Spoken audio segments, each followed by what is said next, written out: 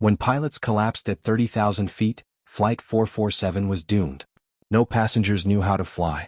Then two 8-year-old twin girls stood up from row 9. "We can land this plane," they said calmly. What happened next shocked the aviation world forever. Before watching full story, comment below from where you watching. Also like and subscribe for more stories. The morning sun cast long shadows across Chicago O'Hare Airport as passengers boarded Flight 447 to Denver. Among them were Sarah and Emma Mitchell, 8-year-old identical twins with bright, intelligent eyes and matching aviation-themed backpacks. Sarah clutched a small flight manual while Emma held her favorite toy airplane, a perfect replica of a Boeing 737. Their father, Captain James Mitchell, was an instructor at the Air Force Academy, and these girls had been breathing aviation since they could walk. As they settled into seats 9A and 9B, the twins watched flight attendant Jessica perform the safety demonstration with the intensity of seasoned travelers. Sarah mouthed along with the familiar words while Emma studied the safety card like it contained state secrets. "Remember what Dad taught us about emergency procedures?" Sarah whispered to her sister. Emma nodded solemnly, "Always stay calm. Act." In the cockpit, Captain Rick Torres, a veteran pilot with 25 years of experience, completed his pre-flight checklist alongside First Officer Mike Chen. "Weather looks good to Denver. Should be a smooth ride," Torres said, reaching for his coffee but wincing slightly as he rubbed his chest. When Chen asked if he was okay, Torres dismissed it as heartburn from too much coffee. Neither man could have imagined that this simple gesture would soon set in motion the most extraordinary emergency landing in aviation history. Flight 447 took off smoothly, climbing into the crystal-clear morning sky. 45 minutes into the flight, cruising peacefully at 30,000 feet, the twins were quietly studying Sarah's flight manual. Sarah pointed to a complex diagram, explaining to Emma how the autopilot handled most of the flying but still required constant monitoring of altitude, heading, and airspeed. "What if something goes wrong with the autopilot?" Emma asked.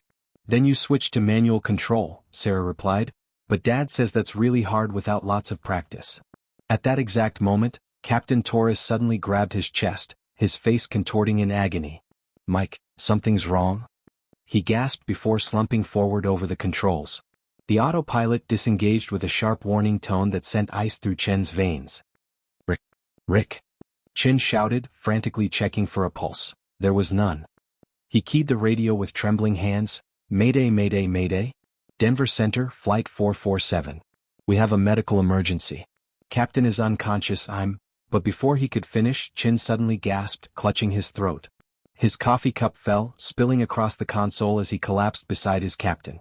The aircraft, no longer under autopilot control, began a subtle but ominous descent. In the cabin, passengers noticed the slight change in engine sound. Jessica, with her years of experience, immediately sensed something was wrong and headed toward the cockpit. Her knocking on the door received no response, so she used her key to enter. What she found would haunt her dreams forever. Both pilots unconscious, the control yoke unmanned, and warning lights flashing like a Christmas tree gone mad across the instrument panel. "This is Jessica on Flight 447. We have an emergency. Both pilots are down. I repeat, both pilots are unconscious," she radioed, her voice barely controlled as she checked for pulses. Torres was gone and Chen's pulse was weak and irregular. Ground control asked for clarification, but Jessica's response sent chills through the control tower. "Denver Center, Flight 447. Captain appears to have suffered cardiac arrest. First officer is unconscious. We need immediate assistance." When ground control told her to maintain heading, Jessica's composure finally cracked. "You don't understand, there's an 012 fly the plane." Returning to the cabin with a face pale as winter snow, Jessica whispered urgently to flight attendant Mark. "Both pilots are down. Get on the PA and ask if anyone has flight experience. Now." Mark's eyes widened in terror as the full gravity of their situation hit him. Over the PA, trying desperately to sound calm, he announced, "Ladies and gentlemen, we're experiencing a minor technical issue. If anyone aboard has flight experience of any kind, please ring your call button immediately." A nervous murmur spread through the cabin like wildfire. Passengers began looking around anxiously, some standing despite instructions. The businessman in first class demanded to know what kind of technical issue they were experiencing. No call buttons lit up. The plane continued its slow descent, now at 28,500 feet and falling. Mark tried again, his voice more urgent. "This is an emergency announcement. We need anyone with any aviation experience to identify themselves immediately. Panic began to set in like a rising tide. Passengers talked loudly, some ignoring seatbelt signs and standing in the aisles. An elderly woman's voice rose above the chaos. What's happening? Why won't they tell us? A college student pulled off his headphones, asking the question everyone was thinking. Are we going to crash? In row 9, Sarah and Emma exchanged a meaningful look. Sarah gripped her flight manual tighter, her knuckles white with tension. Sarah, should we? Emma whispered. Dad always said only help if no one else can, Sarah whispered back. They looked around the cabin. No call buttons were lit, no hands were raised, no voices were volunteering. The plane shuddered again, more noticeably this time, and Mark made one final desperate plea over the PA. Please, if anyone has even basic flight simulator experience, we need your help now. The silence that followed was deafening. The altitude reading showed 27,800 feet and dropping. That's when Sarah stood up slowly, her small hand reaching for the call button with the determination of someone far beyond her years. Excuse me, she said in a clear, calm voice that cut through the chaos like a knife. Nearby passengers turned to look at the small girl in confusion. Excuse me, Sarah called louder. We can fly. The entire cabin fell silent as if someone had pressed a mute button on the world. Jessica rushed over, kneeling down to the girl's eye level. Sweetie, this isn't a game. We need actual pilots, she said gently but firmly. Emma stood beside her sister, her voice steady and confident. Our dad is Captain James Mitchell. He teaches at the Air Force Academy. He's been training us since we were 5. The businessman in first class stood up, his voice incredulous. You want to let children fly the plane? Sarah looked up at him with eyes that held more composure than most adults could muster in a crisis. We know the Boeing 737 systems. We've logged over 200 hours in Dad's home simulator. We know emergency procedures. Jessica looked around the cabin desperately. Does anyone else have any flight experience? The silence was her answer. The plane continued descending, 26,900 feet and falling like a stone with wings. Emma stepped forward, her voice carrying an urgency that belied her age. Ma'am, every second we wait, we lose more altitude. If we don't level off soon, we'll be too low to recover. Jessica stared at the girls, seeing something extraordinary in their eyes, a depth of knowledge and calm that seemed impossible for children their age. Sarah opened her flight manual to a systems diagram. This is a Boeing 737-800, right? Twin-engine, fly-by-wire system with 3 hydraulic systems and manual reversion capability. Jessica's jaw dropped. These weren't ordinary children making wild claims. They were speaking the technical language of professional aviators. Ground control, this is Jessica on Flight 447, she radioed, her voice shaking. We have 2 passengers who claim flight training. They're children, but they seem to know aircraft systems. The response crackled back. Flight 447, confirmed, children? Jessica confirmed, and after a pause that seemed to last forever, ground control announced they were patching in Captain James Mitchell from the Air Force Academy. When their father's voice came through the radio, emotional but steady, the twins' eyes lit up like beacons. Sarah? Emma? Is that you, angels? Sarah took the radio with hands that didn't shake. Hi, Daddy. We're at 26,500 feet and descending. Both pilots are unconscious. What do we do? Her father's response would become legendary in aviation circles. Okay, angels. Remember what we practiced. Sarah, you take primary controls. Emma, you monitor instruments. Can you get to the cockpit? Jessica led the twins into the cockpit as other passengers crowded the aisle behind them, watching in disbelief and growing hope. The girls climbed into the pilot seats, adjusting them upward with the practiced efficiency of experienced aviators. Their feet barely reached the rudder pedals, but their hands moved to the controls with confidence that defied their age. Sarah took the captain's seat while Emma positioned herself as first officer. Dad, we're in position, Sarah reported into the radio. Autopilot is disengaged. Current altitude 26,200 feet, airspeed 320 knots, heading 270.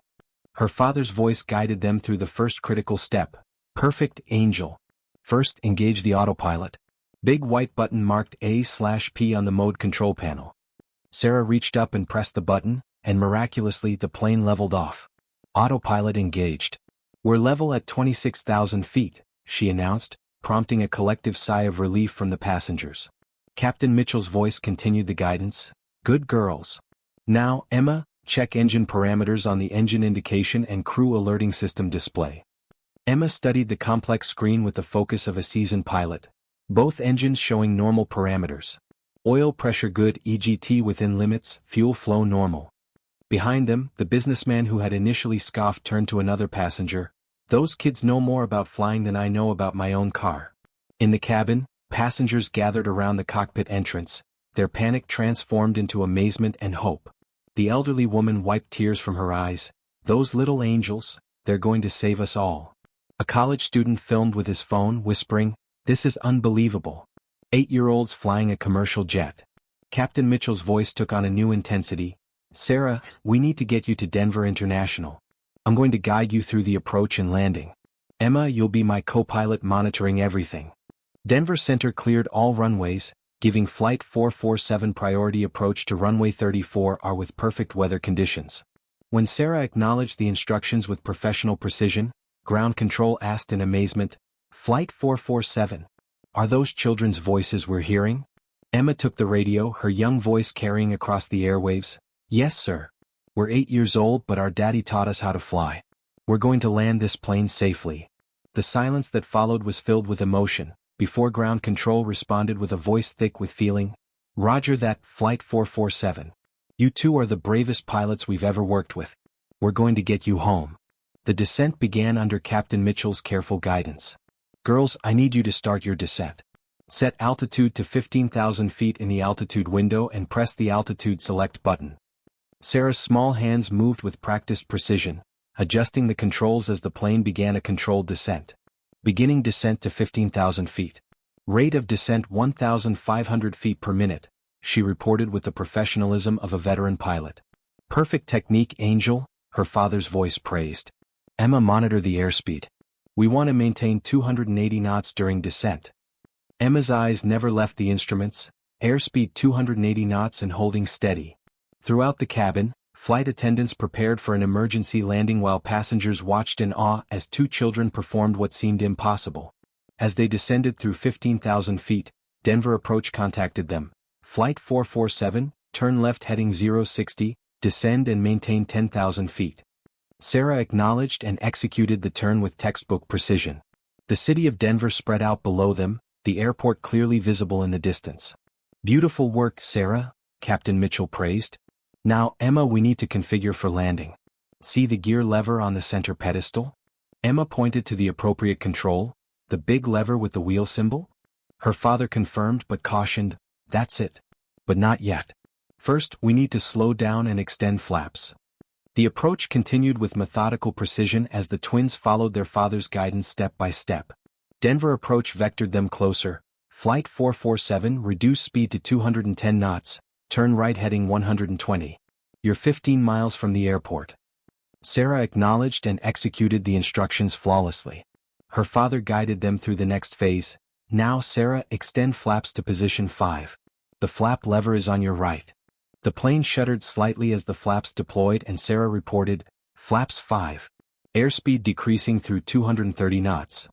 Emma continued her monitoring duties with impressive focus. All engine parameters normal. Hydraulic pressure good. The passengers could feel the aircraft configuring for landing, and instead of fear, a sense of wonder filled the cabin. These two small children were accomplishing what seasoned pilots trained years to master. "Flight 447, you're doing beautifully," Denver Approach radioed. "Turn left heading 050, descend to 4,000 feet. You're cleared for approach to runway 34R. Sarah's response was crisp and professional. "Left turn 050, descending to 4,000, cleared approach runway 34R. As they descended through 6,000 feet, Captain Mitchell prepared them for the most critical phase. "Emma, it's time for landing gear. Pull the gear lever down." Emma reached for the large lever and pulled it down with both hands. The rumble of extending landing gear filled the cabin, and passengers felt the familiar sensation of the aircraft slowing and stabilizing. "Gear down and locked," Emma reported, checking the indicator lights. 3 green lights confirmed. The airport was now clearly visible ahead, growing larger by the minute. "Sarah, extend flaps to 30 degrees, Captain Mitchell instructed. "This will slow us down for final approach." Sarah moved the flap lever again, and the aircraft settled into its final configuration. The cabin was now completely silent except for the engines and the twins' comm communications with their father and air traffic control. Flight 447, you're 3 miles from the runway, Denver approach announced. Reduce speed to 150 knots. You're looking perfect on the approach. Sarah pulled back the throttles carefully, reducing to 150 knots. We have the runway in sight. Through the cockpit windows, the long concrete strip of runway 34 are stretched ahead of them like a lifeline. Captain Mitchell's voice was steady but filled with emotion. Okay, Angels, this is the hardest part. Sarah, I need you to disconnect the autopilot now. You're going to hand fly the landing. Sarah's small hand moved to the autopilot disconnect button. Autopilot disconnected, Dad. I have control. For the first time, the massive Boeing 737 was being flown entirely by an 8-year-old girl. The aircraft wobbled slightly as Sarah felt the full weight of manual control, but she quickly stabilized it. That's normal, Angel, her father reassured her. Feel the airplane. Let it talk to you. Emma called out airspeed and altitude, 150 knots, 1,500 feet, rate of descent 700 feet per minute. The runway was getting closer, and passengers could see emergency vehicles lined up along its edges. You're doing perfectly, Sarah, Captain Mitchell said. At 500 feet, I need you to start reducing power and raising the nose slightly for touchdown. Denver approach cleared them for landing. Flight 447, winds calm, cleared to land runway 34R. Emergency equipment is standing by. Sarah acknowledged while never taking her eyes off the runway, cleared to land 34R, Flight 447. The ground rushed up to meet them. 500 feet, Emma called out. Power back, nose up slightly, Captain Mitchell instructed. Sarah eased back on the throttles and pulled the yoke toward her. The aircraft began to flare for landing, its nose rising as the main wheels prepared to touch down. 300 feet, 200 feet, 100 feet. Emma counted down. 50 feet, Sarah. Now ease back more on the yoke. Let the airplane settle onto the runway. The massive Boeing 737, guided by the steady hands of an 8-year-old girl, touched down on runway 34R with barely a bump. The main wheels kissed the concrete, followed moments later by the nose wheel. They were down. Spoilers up, Emma? Captain Mitchell called. Emma reached for the speed brake lever and pulled it up, deploying the spoilers that would help slow the aircraft. Sarah applied the wheel brakes carefully, just as her father had taught her countless times in the simulator. The aircraft slowed steadily as it rolled down the runway. Excellent, girls. Now turn off at the first taxiway, their father instructed. Sarah turned the aircraft off the runway and brought it to a complete stop on the taxiway. Flight 447 is safely on the ground, she announced into the radio, her voice finally showing a hint of the 8-year-old she truly was. The cabin erupted in applause and cheers. Passengers were crying, laughing, and hugging each other. Emergency medical personnel rushed aboard to tend to the pilots while the twins were surrounded by grateful passengers. Jessica knelt down and hugged both girls tightly. You saved us all. You're heroes. Denver Approach made an announcement that would be remembered in aviation history. Ladies and gentlemen, Flight 447 has been successfully landed by 8-year-old Sarah Mitchell, with monitoring by her twin sister Emma. This is the youngest successful emergency landing on record. As paramedics worked to stabilize First Officer Chin and sadly confirmed Captain Torres' passing, the twins sat quietly together, holding hands. They had done exactly what their father had taught them, stayed calm, assessed the situation, and acted decisively. What they couldn't have known was that their incredible feat would inspire a new generation of young aviators and remind the world that heroes come in all sizes. Captain James Mitchell arrived at Denver International within hours, running across the tarmac to embrace his daughters. Through tears of pride and relief, he told reporters, I trained them to be pilots, but I never imagined they'd have to save 147 lives at 30,000 feet. They're my sky angels, and today they became everyone's angels. The story of Flight 447 became legend in aviation circles. The day two 8-year-old girls took control of a Boeing 737 and brought it safely home. Sarah and Emma Mitchell had proven that courage, knowledge, and calm determination know no age limits. In a world that often seems full of disasters and despair, they reminded everyone that sometimes the smallest hands can perform the mightiest deeds. The Federal Aviation Administration later issued a special commendation to both girls, noting that their actions demonstrated extraordinary airmanship and composure under pressure that exceeded the performance of many seasoned professional pilots. The twins' flight manual, the one Sarah had clutched throughout the ordeal, was donated to the Smithsonian National Air and Space Museum, where it serves as a testament to the power of preparation, education, and unshakable courage.